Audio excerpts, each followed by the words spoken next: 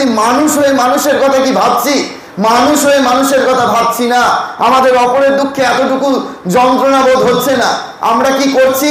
আমরা এই শ্রীরামকৃষ্ণদেবের কাছে আসছি, ঠিক তার পর মুহূর্তে একটু পরেই এখান থেকে বেরিয়ে যেই এই কথার পরিবেশ কেটে যাবে, তখন একটা সম্পূর্ণ অন্য মানুষে পরিণত হয়ে যাচ্ছে। বিশেষ করে আমার দেখার খুব সৌভাগ্য হয় ডাক্তারবাবুদের, যখন মহারাজদের কাছে আসেন তারা, একেবারে কি ভালো মানুষ, যেন ওনার মতো আর মানুষটি হয় না। তিনি ওই সরকারি হাসপাতালে এখন নয়, তিনি প্রচন্ড পরিমাণে একেবারে মধুর বচনে তিনি সেবা করছেন, দুপুর অবধি সেবা করলেন, আর সন্ধ্যেবেলা তিনি প্রাইভেট নার্সিং হোমে গিয়ে পেশেন্টের পকেট কাটছেন। এই তো আমাদের চরিত্র।